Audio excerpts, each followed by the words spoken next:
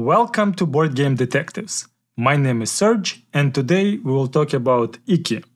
My journey with this board game was a true roller coaster, and I will tell you more about that in today's video. Ultimately, my rating for this game is Excellent Casual Plus. This is represented by the cyan or aqua color in my color wheel system, where I put games into 6 different buckets. You can learn more about that in the description. IKI is an excellent game which I highly recommend. Now let me tell you more about my journey with this game. Our roller coaster relationship began with the rulebook. After reading this, I was a little bit confused. There were just too many actions that did not make sense to me, and I could not combine them into one cohesive picture. At that time, I would call it disjoint nonsense. When we started playing our first game, my first impression got even worse. I thought there is no way this can work. There is just not enough resources, and it is too short, just 12 turns before the game ends. Luckily or unluckily, we never finished the first game, because 2/3 through the game, we realized that I made some mistake with the rules. We tried to fix it, and we realized that it's just impossible to fix, so we just quit the game at that point. This brings one of my negatives for this game, is that rulebook could be a little bit better in pointing out some very important pieces that are easy to miss.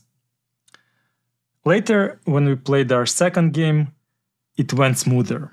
I still made another mistake, which we realized by the end of the game, but at least we could complete the game, and everything did work out well. So the game was okay, it was good. It's still, I could not relate to what was happening. The actions throughout the game were very random and not combining into one theme, just too random. I couldn't understand this. Later, I spent more time with the game, and I decided to learn the history behind this game. I went down to the rabbit hole and I spent hours learning the history of Japan and Edo, which is the city where this game is happening. And I realized that everything in this game is connected and everything makes sense. And I realized that this is a masterpiece. Let me show you. The game is happening on this very cute market, where we have 8 shops. Throughout the game, you will be going in circle visiting those 8 shops. What got me confused initially was that there was too much attention to fires. Throughout the game, there would be 3 fires that would attack one of the 4 locations. You, to combat that, can visit this firefighting shop where you can improve your skills, and there are other ways to improve your firefighting skills, which then you will track on this tracker, 0 to 10. All of this was very confusing. Why do we have this fire theme in this market? And the answer is very interesting. It turns out that Edo, which is the old name for Tokyo, used to be called a city of fires. There was a major fire every 4 or 5 years. Each of them was killing hundreds and often thousands of people. The largest fire happened in 1657. It lasted for 3 days and destroyed 2/3 of Tokyo, or Edo at that time. And it killed 107,000 of people, which is 20% of the population at that time. 107,000 of people killed in just one fire. Such frequent fires in Edo was a very unique situation for Japan and for the whole world. For example, in Kyoto, which was the capital at the time, and it has very similar population size to Edo, the fires were happening 7 times less frequently. By the way, in 1868, Emperor moved from Kyoto to Edo, and this automatically moved the capital there. So the city was renamed from Edo to Tokyo, which means eastern capital. So the question is, why did Edo have so many fires? And there was only one true reason. But at first, let's take a look at three complementary factors. And the first one is very dense urban population. The second one is a lot of poor population. And the third is meteorological conditions. It turns out that this area was unique for Japan. There was a lot of seasonal north strong wind, which was lasting from January till April. What's interesting, at that time, it was called fire season. Tens of thousands of women were leaving the city and moving into rural areas to their parents. And then they would come back after the fire season is over. However, the strong wind combined with this urban population were just contributing factors. The main reason for such frequent fires was arsons. People were intentionally setting houses on fire due to many reasons: economical, to fight with competition, political, personal. Anything could be resolved through fires, and this tool was very popular. If set at the right day with high winds, the fire would quickly spread out and would do the damage that the arsonists were looking for. After I learned this interesting fact, it became very clear why in this game we have three fires, and this firefighting skill track is so important, and we have a separate shop dedicated to firefighting skills. It made sense right away.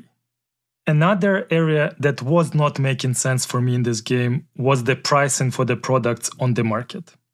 For example, in this shop I can buy sandals for 1 money or rice for 1.5 money, but then just a couple shops down the street I can sell them for 4 money. It was not making sense to me. However, fires easily explain this. After each one, the prices for consumer goods were skyrocketing. My next confusion was with so much space dedicated to constructing buildings. 2 out of 8 shops. In one you can build, and another one you can get one of the materials required for the construction. But the second material was wood, which you need for any of the buildings, and there is no shop providing wood, which got me very confused. Fires also answered that question. With so many buildings being burned all the time, the construction of new buildings was just a part of everyday life. Every merchant knew that a fire is coming, it is just a matter of time, and they often prepaid wood beforehand, so that then when the fire comes, they know that there will be a spike in the demand. There will be not enough wood for everyone, so they prepaid for the wood so that then when the fire comes, they will get their wood for the reconstruction. In game, it is done through special characters that can provide you this very valuable wood at the time when you really need it. My next confusion was with this shop that was selling smoking pipes and tobacco pouches. It seemed really random. Fires is not the answer to this question. It turns out that the ruling class, samurais, created a law that was prohibiting lower classes, and merchants were the lowest class. They prohibited them from showing their wealth through physical means, like clothing or houses. So, for example, merchants were getting very rich, but they were not allowed to buy silk kimono. They had to wear wool kimono. So, merchants were looking for ways to show their wealth without showing their wealth. And that was called IKI. It looks like pipes were not included in that law. So merchants were paying a lot of money to get very fancy pipes and tobacco pouches to show their wealth. Pipes quickly became a symbol of status. We all know about tea ceremony, but there was another ceremony created at that time, tobacco ceremony. Wealthy merchants, when they would invite guests over, they would offer them a pipe.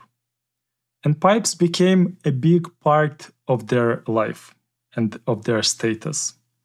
There was another more practical usage of the pipes. It turns out that at the time only samurais could carry weapons, swords. So merchant had a creative solution. They were creating pipes up to 18 inches long. It was a very good weapon for self-protection. So after learning those two facts, now it is very clear why we have pipes in this game. It does make sense. They were integral part of IKI and of the life at that time.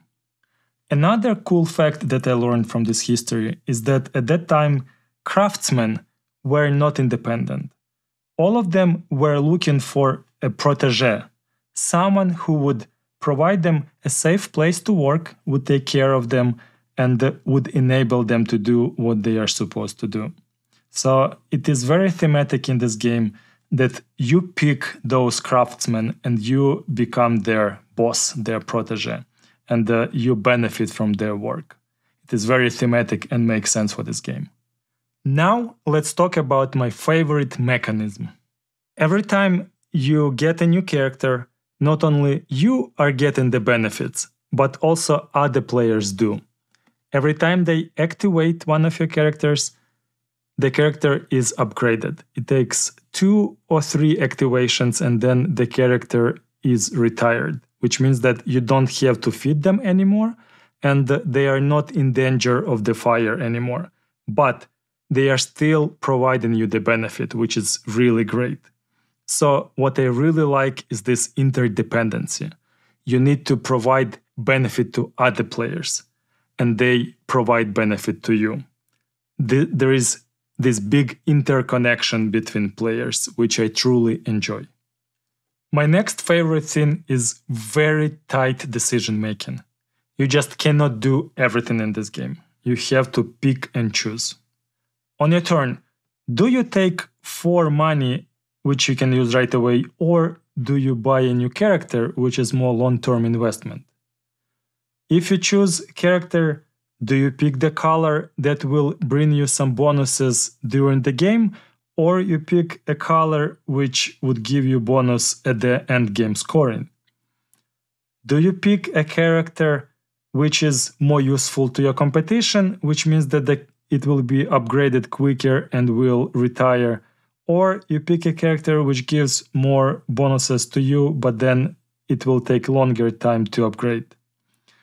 When you move on the board and come to 2 cards and one of them is competition, do you pick the one from competition, which is potentially better, but it means that it will be upgraded and will retire, or you pick the other one?